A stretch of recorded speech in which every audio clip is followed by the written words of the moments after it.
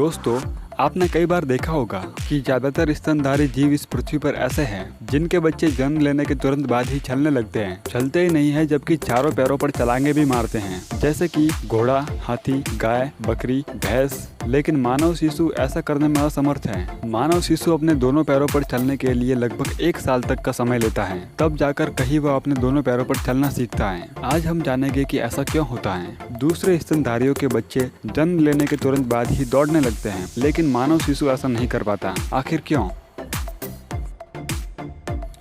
आपने मानव विकास की कई सारी कहानियां सुनी होगी, जिसमें बताया जाता है कि मनुष्य पहले बंदर था, जिसके 2 हाथ, 2 पैर और 1 पूंछ थी और वह चलने के लिए अपने चारों पैरों का इस्तेमाल करता था। लेकिन धीरे धीरे समय बीतने पर मनुष्य ने 2 पैरों पर चलना सीखा। 2 पैरों पर चलने से मनुष्य की शारीरिक ऊर्जा कम खर्च होती है और वह लंबी दूरी तय करवाता है। लंबे समय तक 2 पैरों पर चलने के कारण मनुष्य के शरीर में समय के साथ कई सारे बदलाव आए। लेकिन मादा मनुष्य का प्रमुख बदलाव यह था कि समय के साथ उसका योनि मार्ग छोटा हो गया। योनि मार्ग, जहाँ से एक नवजात शिशु जन्म लेता है, वह मार्ग छोटा हो गया। इस बदलाव के कारण मादा मनुष्य एक बड़े सिर वाले बच्चे को जन्म देने में असमर्थ होती है। हालांकि जन्म लेने वाले शिशु का दिमाग बाहरी तौर पर तो विकसित होता है, लेकिन इतना भी विकसित नहीं होता कि स्वयं को नियंत्रित कर सके। लेकिन दूसरे स्तनधारियों के बच्चे पूर्ण विकसित दिमाग के साथ जन्म लेते हैं। लेकिन मानव शिशु लगभग 1 साल का समय लेता है अपने दिमाग को विकसित करने में, और उस 1 साल के दौरान वह स्वयं को नियंत्रित करना सीखता है और 2 पैरों पर चलने से पहले वह कई बार गिरता है और खड़ा होता है। हालांकि जन्म के बाद मनुष्य के दिमाग का विकास कई सालों तक चलता रहता है, लेकिन 2 पैरों पर चलने के लिए जरूरी नियंत्रण लाने में